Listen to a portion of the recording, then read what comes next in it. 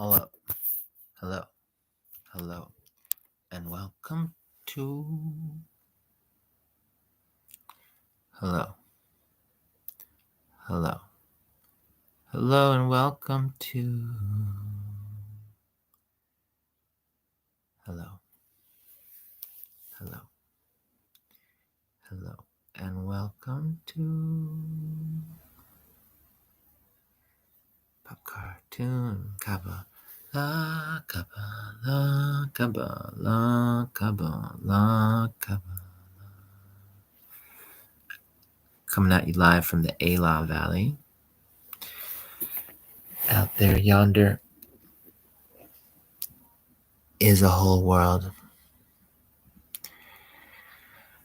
And that world is so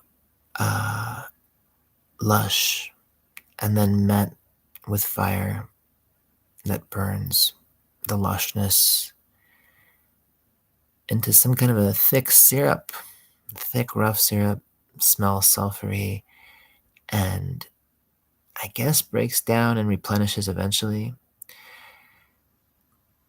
And when it does, it emerges again as a lush green line that becomes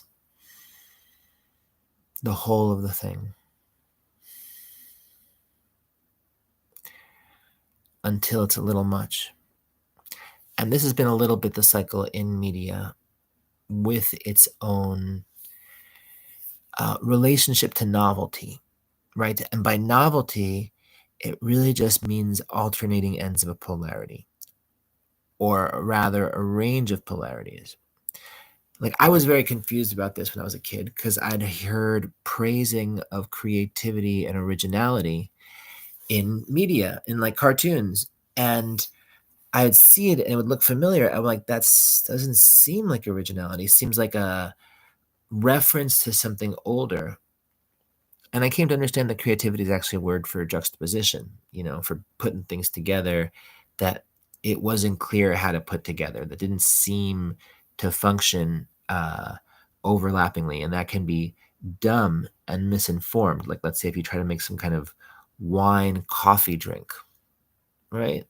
It could be there's a reason why there aren't wine coffee drinks on the market so much, because they conflict and it's gross. It's hard to even imagine. Like, wine and coffee are for such different things. They're for such different, even let's say in the same day, in the same meal, different phases. Wine at the beginning, coffee at the end. Hard to imagine going the other way, And this is a little bit the challenge of adapting Superman and Batman to a range of mediums.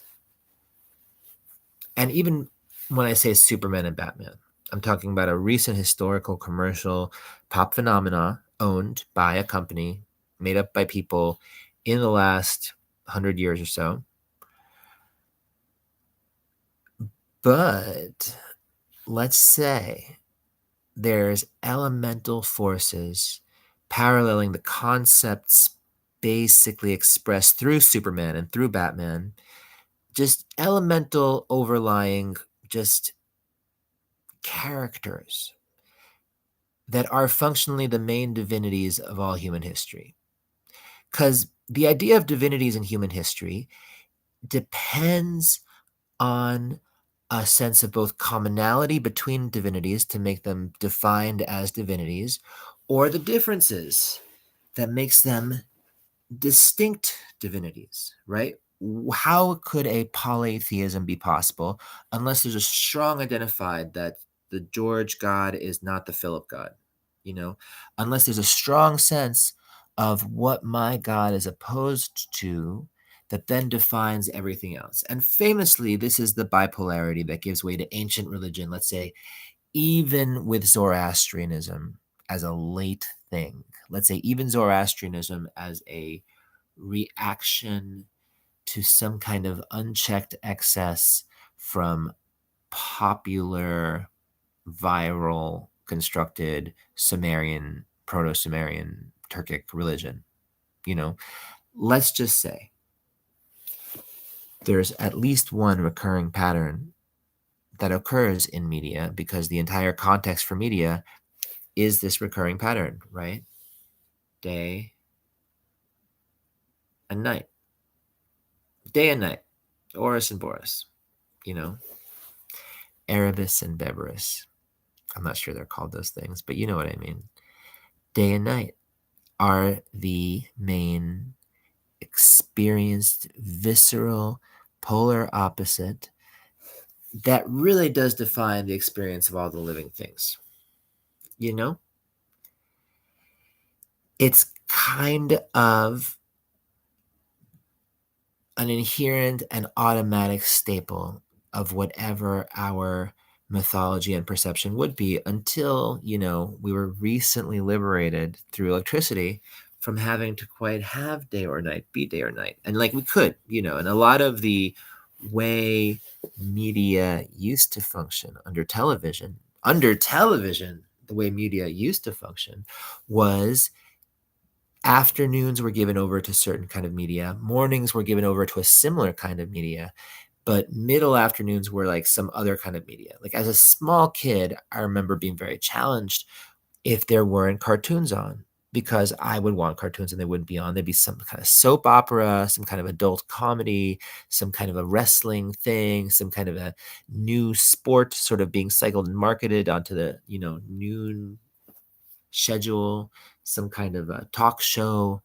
But all I wanted was cartoons, specifically funny but fighty hero romances. As a kid, that was the main thing. And those were then cycled under very specific hours that were understood to be the hours that kids got out of school.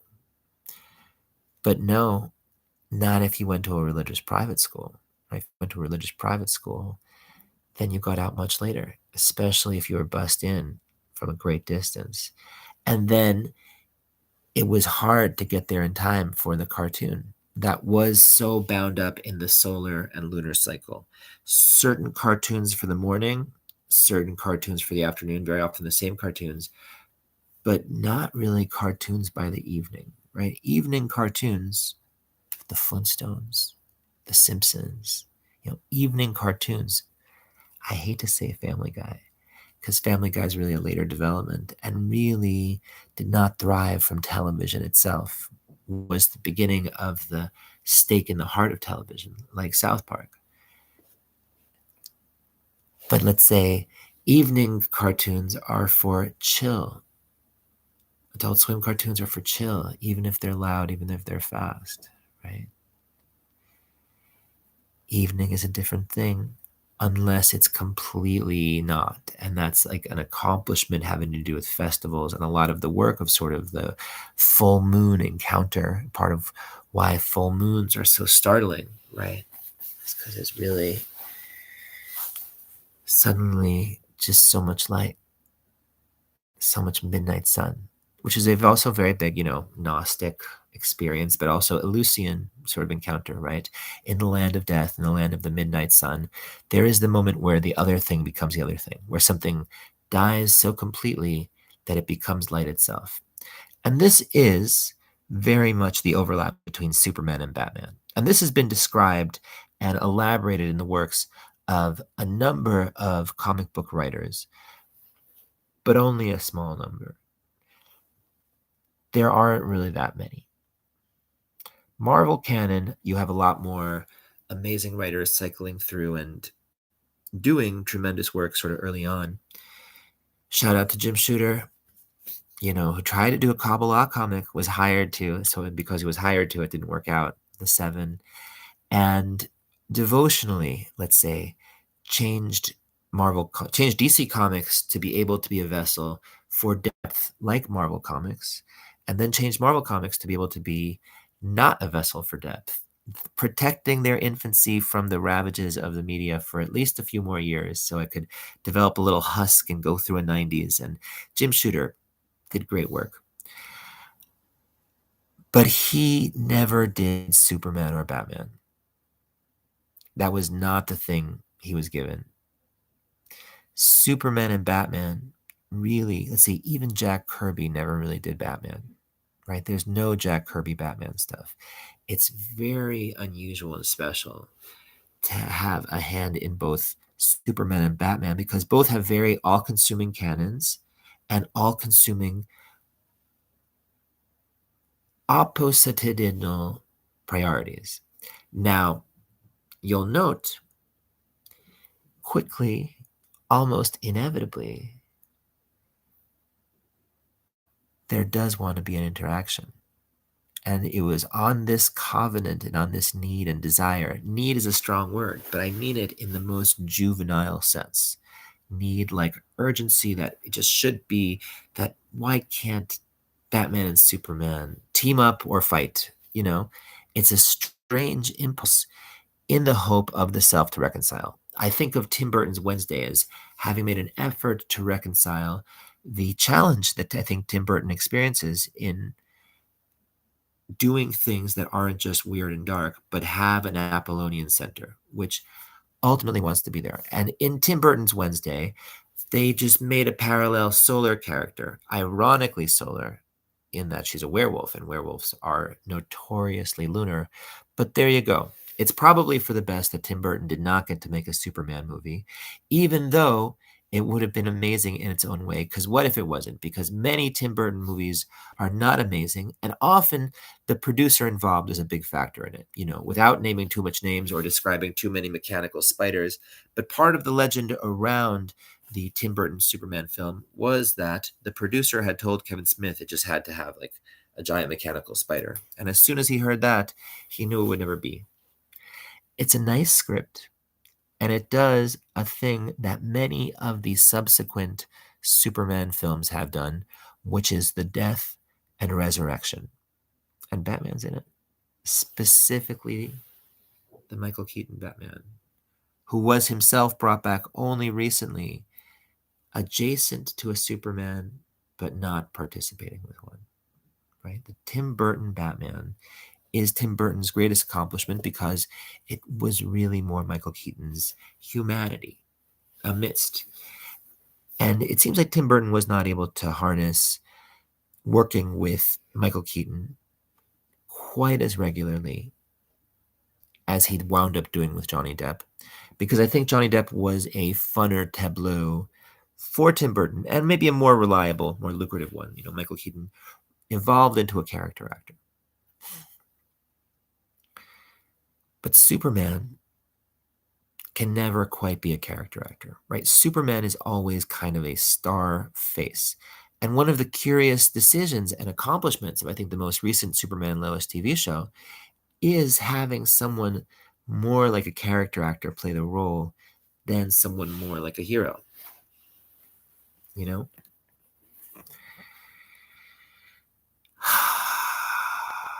Because a lot of the challenge of reintegrating Superman into the realm of something relevant at all is the end of irony and the return to innocence, which itself is the goal and hope of religion, right? A sort of purification.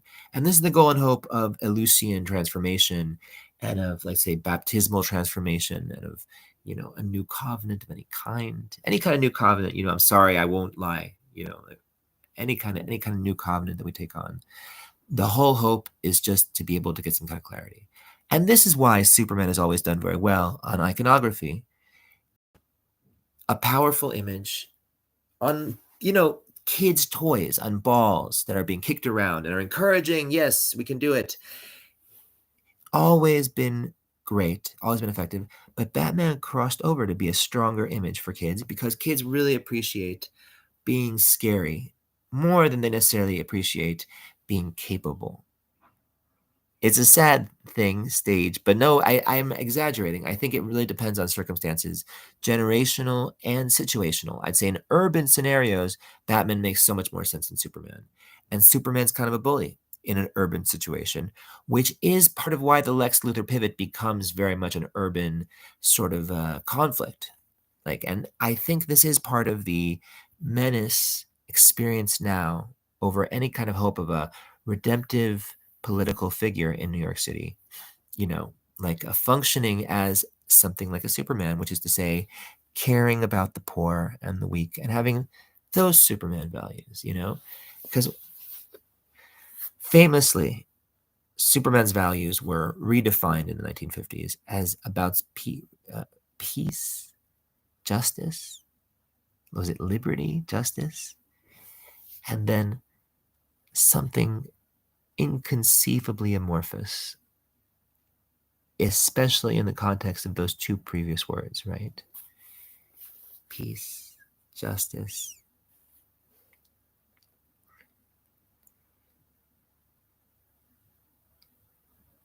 And the nationalist way, right? No, I'm sorry, I couldn't say it. Now, the American way aspires to be a unique, better nationalism, as did the French. It's really hard to imagine it reading itself that way anymore, or even since when has a nationalism ever really been grounded in the morals and the ethics that it identifies with? Now, I'm exaggerating because I think nationalisms, when they're at their most successful, really do appreciate an ethos to identify with and really do appreciate if it's bound up in like kindness, mercy, and anything else that can feel good. Always strange when it goes the other way.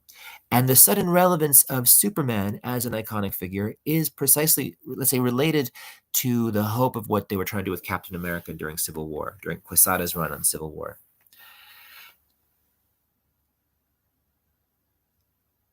But the work is not always relevance. Let's say sometimes the work is longevity, right?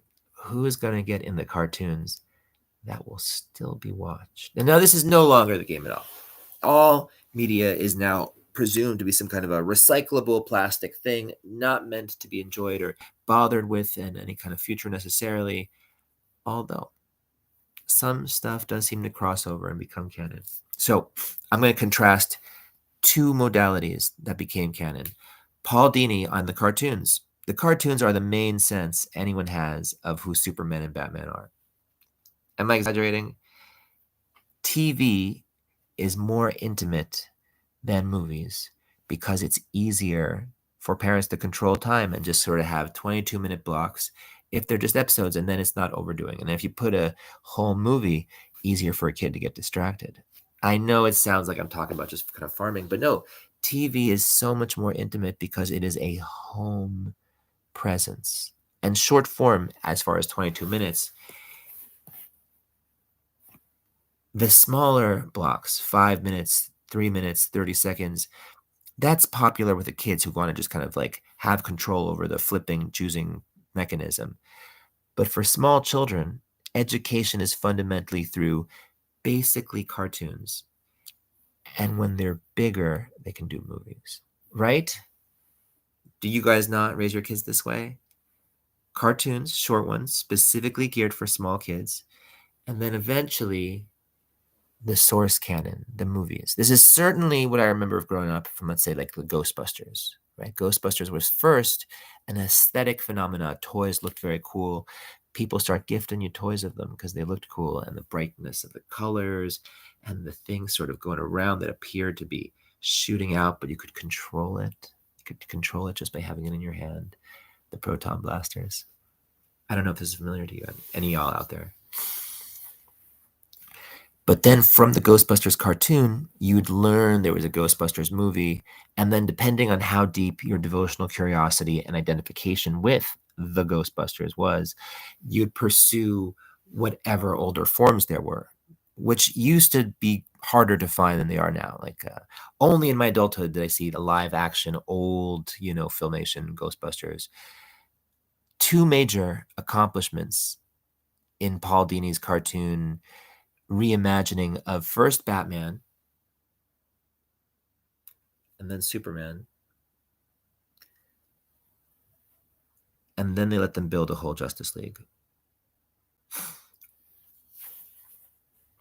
When they started on a new channel, right? There was a big shift in media in the early 2000s and late 90s from the traditional, very scheduled forms of television and media to a cable fiat that could rescue things that were more artistic away from a sort of monopolistic network TV thing that could only be certain things and had tremendous standards.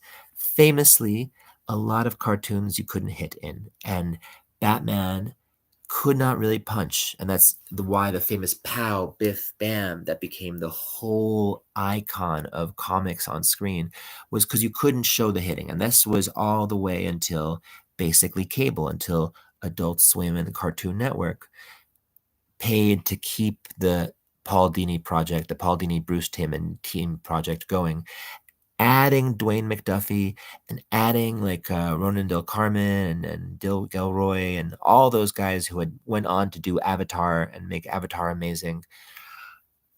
But starting with just some basic assumptions that are the polarity and its aesthetic. I am the knight, right? Batman's thing is very dark. There can never have been a Batman had there not been a Superman, because Batman is a Superman. Even if he doesn't have powers, the aesthetic phenomenon of just being a dude who just comes and solves a problem, that's a Superman thing. The thing in pulp that was like that was really much meaner and really much less marketable because it didn't have a cape in that quite way. And it wasn't quite a sort of disciplined hero with hero morals. And one of the main redactions of the 90s and 2000s, one of the main works of the good idealists like Dwayne McDuffie, like Paul Dini, who really tried, like Denny O'Neil, who tried to bring a core definition of Batman that was genuinely heroic by progressive standards. Anti-racist, anti-racist, like Batman didn't lend himself to polemics about immigration so much, but Superman, let's say the original function of Superman was that, to do a polemic about whoever is trying to blame the weak while abusing everyone else. Like that's what the original Superman was about. That's what Siegel and Schuster was about, But the original Batman, no, the original Batman was a very different Jewish experience because Bob Kane or Robert Kanievsky, Kanninger, really had a different relationship to his Jewish identity, which was a class thing.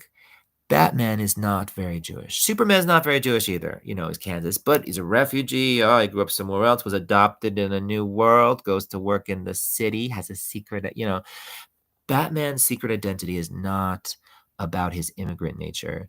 He is not that. Although it's been speculated that, let's say, his mom is Catholic and his dad is a Protestant. And that's the Wayne family versus and amidst the sort of limited rebellion of Batman's dad, who becomes evil in most versions. Because a lot of the explorations of canon have to do with the problem of who these people are and why there's a problem in the first place. And that's where it offers to get deeper. And this is one of the great accomplishments of Paul Dini's Batman and also ultimately Superman animated series' work.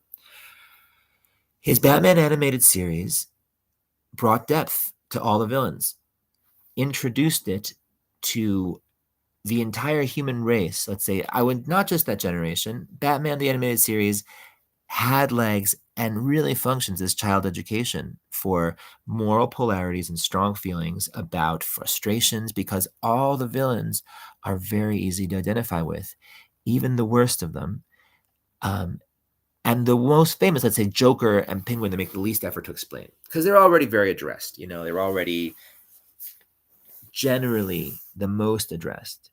Because let's say, as much as Joker emblematizes the chaos that's being reined in and thus has less structure than most things, Batman's modality is much more night-based and lunar, and Superman's modality is much more solar, even as much as Superman is functioning at night. It's very rare. It's really a day phenomenon, which is to say tremendous monsters that everyone can see and anyone can see, i.e., the things that piss you off. But the Batman concept is the other end of it, which is the things you cannot know are wrong. I will find them. Now, this is reactionary in the Batman context. And this is the moral curse on the whole Batman concept, is he is wealth expressing its nervousness about it, learned that there's something outside of its control. Grant Morrison does both as best as he can. But when he does his final Superman run, his innovative, which I think resurrected the sense of socialist Superman to the popular mentality. Let's say Grant Morrison's tremendous impact on all the cinematic versions of Superman since Zack Snyder is pretty well attested as an aesthetic phenomenon initially, but even more, I'd say, as an emerged moral phenomenon, because he has two epic projects that redefine Superman. Three, if you count Justice League, but two epic projects that redefine Superman. He has the original, not counting the original Justice League, but All-Star Superman, 12 issues, and then all the movies are based on a lot of the lines from it because it concentrated down Superman as if a divinity, as if an actual Apollonian divinity. Because Grant Morrison learned this from Alan Moore's exploration, that these characters might as well be experienced and treated as divinities. That's my divinity right there.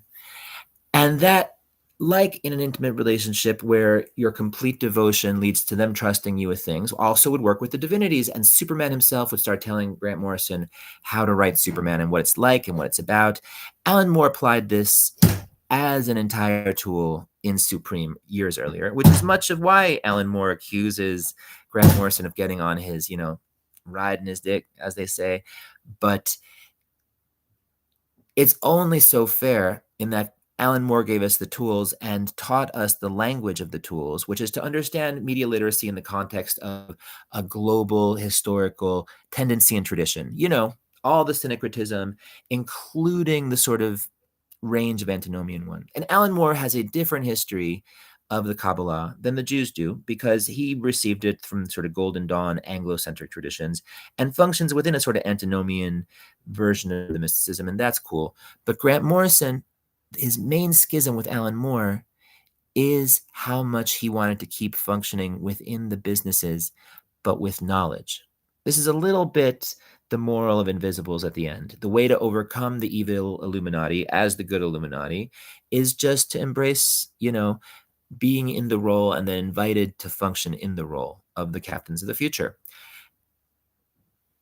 But Grant Morrison does big tshuva on his first Supermans, His first Superman's channel is divinity, golden hero, winds up in the sun at the end, sacrifices himself to save everybody, loves so purely and is so good and just isn't daunted and isn't mad about anything and forgives everything. Just the best of his people. And even the formula of being the best of his people concentrated down into pure gold is described in words, summarized very quickly. Did a completely conflicting, contradictory Superman interpretation some years later. After he did a long Batman run, right? Went deep into the Batman thing.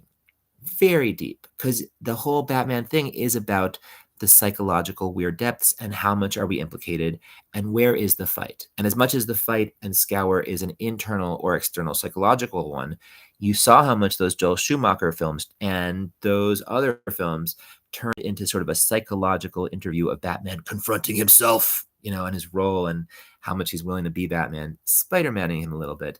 Because really, traditionally, Batman has no questions and qualms. It's just a mystery for us. What is guiding, what is pushing, what is pulling, except when it's not. Warren Ellis did one of the best Batman stories ever at the end of his whole career, having done very much no Superman or superhero stuff except for X-Men, where Batman's brilliance is not his willingness to think like a predator. We all do that. We all think like predators. And Batman's detective skill brilliance is his willingness to only think like a victim. And thus, he extrapolates from imagining what the victim's experience is, what these predators are like. And Superman, famously can't really imagine himself as either one. He's not going to be a victim, and he's trying not to be a predator, So many of the dystopias about Superman are when he does become a disciplinarian. And even those, he's usually very principled, just often a little too principled, Whereas Batman dystopias are really more about everything fell apart and he's just doing his best. And it's mostly about him giving up, right? Just retiring, sitting down and just watching. That's a Batman dystopia when he gives up until, of course, he ungives up until Batman comes back. And Grant Morrison gives Batman a death and resurrection. It's one of his great accomplishments. From the very beginning, his first Batman work was incredibly self-insightful and aware of mysticism and symbological language. He identifies Joker very much with Pluto, and Batman very much with Pluto, who is Dionysus and Saturn, as we'll all recall from Heraclitus by way of Plutarch. Pluto is Saturn, is Dionysus, is Batman. And Joker is very close to that, because Joker is maybe the Dionysus face of the thing, as opposed to the Saturn and Pluto faces, of the king taking responsibility for his kingdom, but specifically in the underworld, in the dark kingdom, against, the big snake of chaos that threatens to eat everything all the time unless he grabs it with his head. And thus the morning is born once again. That's the Osiris narrative, and you hear how much it is echoed in the monomyth of Tammuz and the general sort of death and resurrection thing. That's really pretty solar, because the lunar is so much more of a cycle, of a short cycle and a more intimate quick cycle. Tune back again tomorrow for, the continuation of the cycle.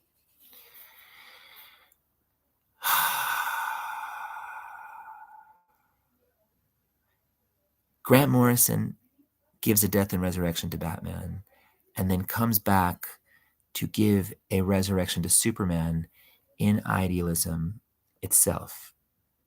Now, amidst this, he also gives us a black Superman who's the president, right? Just leaves that there for Ta-Nehisi Coates to try to do his best with if he can sell it, and if he can't, can't blame Grant Morrison for it. But he also reintroduces young socialist Superman, right? Superman as young, idealistic, angry, socialist identified, full on. That's why he's doing journalism. And in that story, the one time we see Batman, he's the biggest jerk. Just the Justice League have just started to ask Superman why he's writing all these investigation stories into their wealth sources. And Batman accuses Superman, says, "You're a snoop." It's a different entire modality and relationship. And this inversion cycle and this renunciation cycle is, of course, the overcoming of the idolatry in the liking the one character and identifying with the one character, which some people like to do.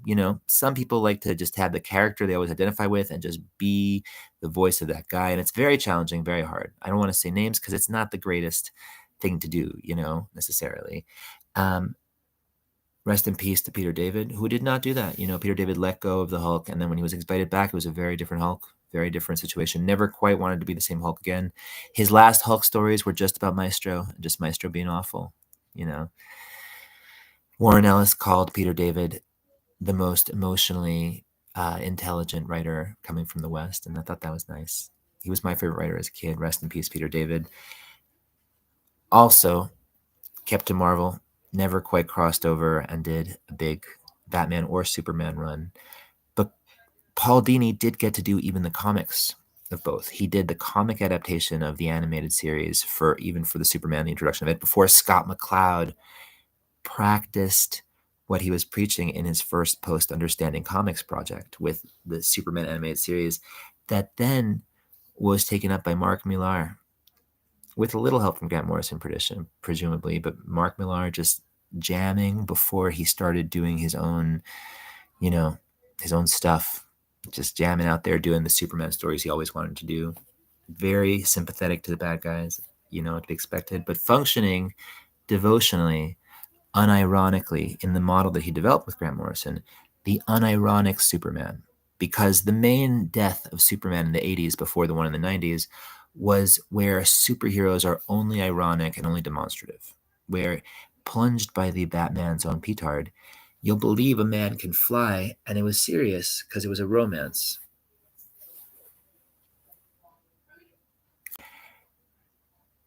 And the reintegration of the romances into the honest self is the main thing I think we're hoping for in pop reintegration. The capacity to reconcile the thing we feel and value and the thing we've discovered and know, and the confluence between those in reconciliation, because all pop media depends on reconciliation. You guys remember this? All the episodes of the cartoons and shows, it's like the 3 acts, right? Like 8 minutes, 8 minutes, 8 minutes. Now you're free. Good job, everybody. Be blessed with good media. Be blessed to make and be the media versions you want to see in the world, which I think is easier than ever. But also be blessed to learn from the masters and soak them in. Grant Morrison's entire comics canon is great. And so is Paul Dini's entire cartoon canon, including all those episodes, all those other episodes. You guys can look it up. Godspeed.